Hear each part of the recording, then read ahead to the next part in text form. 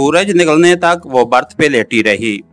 एक स्टेशन पे गाड़ी रुकी। लोगों की बातचीत से उसे पता चला कि गाड़ी इस स्टेशन पे आधा घंटा रुकेगी। गाड़ी चलने से 5 मिनट पहले वो टहलने के बहाने नीचे उतर गई। बेटी दूर ना जाना, गाड़ी चलने ही वाली है, उम्र रसीदा औरत फिक्रमंदी से बोली। ठीक है माँ जी, वो सादतमंदी से बोली, लेकिन नीचे उतरने के बाद उसने तेज कदमों से स्टेशन से बाहर का रुख किया। उसने वहीं पे सफर तर्क करने का इरादा कर दिया था। ट्रेन के सफर से वो उकता गई थी। गाड़ी के रवाना होने से पहले ही वो स्टेशन से बाहर आ गई। स्टेशन से बाहर एक रिक्शे में बैठकर उसने उसे बस अड्डे जाने को कहा। उसे इल्म था कि बस अड्डा हर शहर में होता है। रिक्शे वाले ने भी खामोशी से सर हिलाते हुए रिक्शा स्टार्ट किया और चल पड़ा। अड्डे से बाहर ही एक लोकल नजर आने वाली बस के करीब उसने रिक्शा रुकवाकर किराया अदा किया और बस में घुस गई। बस तकरीबन भरने को थी। एक बूढ़ी औरत के साथ खाली जगह देखकर वो बैठ गई। कंडक्टर एक लय में कोट कोट की आवाजें लगा रहा था। थोड़ी देर बाद ही बस में तल धरने की जगह न रही। बस के चलते ही कंडक्टर किराया इकट्ठा करने लगा। दूसरों की देखा देखी उसने भी कोट का नाम लेकर 100 का नोट कंडक्टर की तरफ बढ़ा दिया। मतलूबा रकम काटकर कंडक्टर ने बकाया उसकी जानिब बढ़ाया, जो उसने पर्स में डाल दिया। कोर्ट के आने तक बस ने कई स्टॉप किए। कोर्ट आखिरी स्टॉप था। बस के रुकते ही तमाम सवारियां नीचे उतरने लगीं। वो भी बस से बाहर आ गई। कोर्ट एक दरमियाना कस्बा दिखाई दे रहा था। पार्वती वहां तक आ तो गई थी, मगर उसे समझ में नहीं आ रही थी कि क्या लाहे अमल इख्तियार करे। कुछ देर सोचने के बाद वो एक सिमत को चल पड़ी। उसे सर छुपाने के लिए किसी ठिकाने की तलाश थी, मगर वो ठिकाना उसे कहाँ मिलेगा, ये लाहल मसला था। कोई मर्द साथ होता तो वो इस कस्बे में भी किराए कम कोई मकान ढूंढ सकती थी। अब अकेली औरत क्या बहाना करती। अगर तरक्की याफ्ता शहर होता तो वो होटल में भी कमरा लेके रह सकती थी। आखिर उसने सोचा कि किसी को अपनी मजलूमियत की झूठी कहानी सुनाकर उसके घर में रहने की कोशिश करे। इस ज़माने में किसी मुतमव्विल शख्स का मकान तलाश करने की जरूरत थी, वरना तो गरीब बेचारे अपने बच्चे नहीं पाल सकते, उसकी मेहमान नवाजी क्या करते। मकानात का सिलसिला शुरू होते ही उसकी निगाह एक पुख्ता हवेली पर पड़ी और उसने वहीं किस्मत आजमाई का फैसला कर दिया। पहले तो उसका इरादा बगैर दस्तक दिए अंदर घुसने का था, मगर फिर कुत्ते के डर से उसने दरवाजा खटखटाना मुनासिब समझा।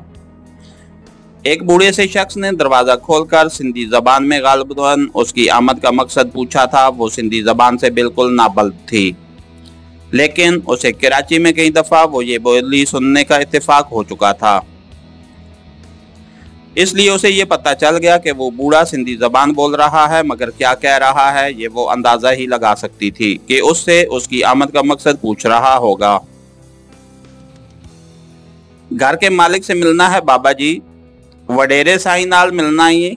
जी जी, उसने इस बात में सर हिलाया। आओ, बूढ़े ने एक तरफ होकर उसे अंदर आने का रास्ता दिया और उसके अंदर दाखिल होते ही दरवाजा बंद करके उसे अपनी रहनुमाई में हवेली की अंदरूनी इमारत की तरफ ले जाने लगा।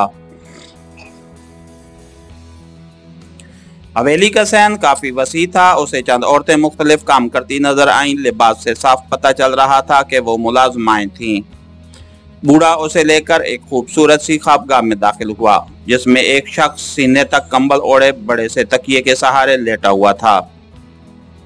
उसके अंदाज से ही वाज़ेह था कि वो बीमार है। बूढ़े मुलाजिम के साथ एक बुर्का पोश खातून को देखकर उसके चेहरे पे हैरानी या तरद्दुद के आसार ज़ाहिर न होते देखकर पार्वती ने अंदाजा लगाया कि वो उसे अपनी तीमारदार समझ रहा था। उसे कमरे में छोड़कर बूढ़ा बाहर निकल गया। वडेरे ने चारपाई के सामने पड़े मूढ़े की तरफ इशारा करके कुछ कहा। पार्वती को उसके कहने से ज्यादा उसके इशारे से पता चला कि वो उसे बैठने का कह रहा है। वो शुक्रिया कहते हुए मूढ़े पे बैठ गई। वडेरा उसे पहचान नहीं सका था, इसलिए उसके जानिब सवालिया नजरों से घूरने लगा। वडेरा साईं, मैं एक मजलूम औरत हूँ और आपके पास पनाह लेने आई हूँ। पार्वती ने बूढ़े के मुंह से सुना हुआ वडेरा साईं दोहरा कर तमहीद बांधी। मैं सिंधी जबान नहीं बोल सकती, अगर आपको उर्दू की समझ आती है तो मैं आपको अपनी कहानी सुनाना चाहती हूँ। ये कहते हुए उसने अपने दिलकश चेहरे से निकाब भी हटा दी थी। अगर मजलूम हो तो बगैर अपनी कहानी सुनाए तेरे लिए इस हवेली के दरवाजे खुले हैं बेटी, वडेरा शस्ता लहजे में बोला। तुम जब तक चाहो यहाँ रह सकती हो। उसका हमदर्दाना लहजा सुनकर पार्वती की आंखों में आंसू आ गए थे। उसे गए गुजरे दौर में भी वो इतने एतमाद का मुजाहरा कर रहा था। मजलूम तो हूँ वडेरा साईं, पार्वती के लहजे में हकीकत की झलक थी, इस वजह से कि वो दिल से खुद को मजलूम समझ रही थी। दूसरा, उसका इरादा चूंकि किसी किस्म का धोखाधड़ी का नहीं था, इसलिए उसका अंदाज सादगी और सच्चाई लिए हुए था। इस मर्तबा वडेरे ने उसकी बात का कोई जवाब नहीं दिया। बगैर जवाब दिए, बगैर चारपाई के साथ लगा हुआ बटन दबाया। घंटी की आवाज सुनते ही वही बूढ़ा अंदर दाखिल हुआ। वडेरे ने उसे सिंधी में कोई हदायत दी, जिसमें पार्वती के पले सिर्फ एक नाम फातिमा पड़ा था। वो बूढ़ा जी सही कहकर गायब हो गया। फातिमा मेरी बेटी है, तेरी हम उम्र होगी, 5 जमातें भी पढ़ रखी हैं, तुझे देखकर बहुत खुश होगी। वडेरा साईं, मैंने 14 जमातें पढ़ रखी हैं, मैं उसे आगे पढ़ाऊंगी। बेटी, आज के बाद मुझे वडेरा साईं नहीं बल्कि चचा कहना और समझना है। दूसरा, अगर पढ़ाना ही है तो फातिमा के छोटे भाई तनवीर को पढ़ा दिया करना। कम वक्त पिछले साल भी 10वीं में फेल हो गया था, उसे भी पढ़ा दिया करूंगी चचा जान। जीती रहो बेटी, और इस घर को अपना घर समझना। मैंने मुलाजिम को भी यही बताया है कि तुम मेरे अजीज दोस्त की बेटी हो, पढ़ती हो और यहाँ छुट्टियां गुजारने आई हो। अब तो इस बात में कोई शक नहीं रहेगा जब तुम तनवीर को पढ़ाओगी, बल्कि घर वाली औरतों को मैंने यही बताना है कि तुम्हें मैंने तनवीर की पढ़ाई के लिए खुद बुलाया है। वडेरे की बातें सुनकर पार्वती का दिल खुशी से भर गया। उसके वहमो गुमान में भी नहीं था कि उसे छुपने के लिए इतनी अच्छी जगह मिल जाएगी। अचानक उसके दिल में ये अंदेशा जागा कि कहीं सीआई वाले उसकी फोटो अखबार में छाया न कर दें।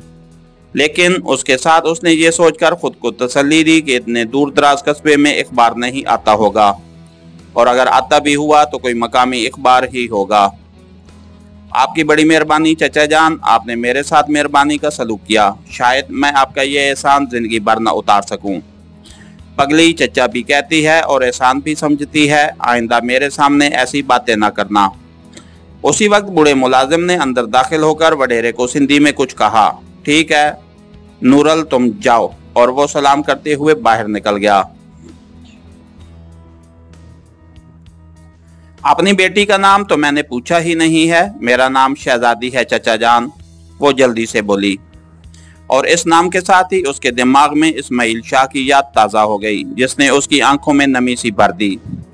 जिसने भी रखा है चुनकर नाम रखा है, तुम हो भी शहजादियों की तरह बेटी, वडेरा तारीफी लहजे में बोला। वो अब इस दुनिया में नहीं है चचा जान। पार्वती पाशा को याद करके दुखी हो गई। उसकी कैफियत को महसूस करते हुए वडेरा उसका ज़हन बिठाने की गर्ज से बोला, बेटी कोई सामान भी है साथ या खाली हाथ हो? पास कुछ भी नहीं है चचा जान, चलो सब कुछ मिल जाएगा, अल्लाह का दिया सब कुछ है इस घर में। कहते हुए वडेरे ने मुलाजिम को बुलाने के लिए एक मर्तबा फिर घंटी बजाई और नूरल के आने पे उसे कहा, फातिमा को यहाँ भेजो। वो सर हिलाते हुए वापस मुड़ गया। चंद लम्हों बाद एक खूबसूरत सी नौजवान लड़की अंदर दाखिल हुई। सलाम अदा साईं, जीती रहो बेटी। वडेरा उसे दुआ देते हुए अपनी जबान में कुछ समझाने लगा। इस दौरान वो दिलचस्प नजरों से पार्वती की जानिब देखती रही। पार्वती को उसकी आंखों में सिवाय खलूस मोहब्बत के और कुछ नजर न आया। बाप की बात खत्म होते ही वो टूटी फूटी उर्दू में बोली, आए दीदी मैं आपको कमरा दिखा दूं। जाओ बेटी, फातिमा तुझे सारे घर वालों से मिला देगी। और पार्वती वडेरे को सलाम कहते हुए फातिमा की तकलीद में चल पड़ी। इसके साथ ही हमारी आज के एपिसोड का इख्तिताम हुआ। कहानीगर चैनल को लाइक कीजिए, सब्सक्राइब कीजिए और बेल आइकन को प्रेस कर दीजिए ताकि हर आने वाली नई वीडियो आप तक बर वक्त पहुँच सके। शुक्रिया।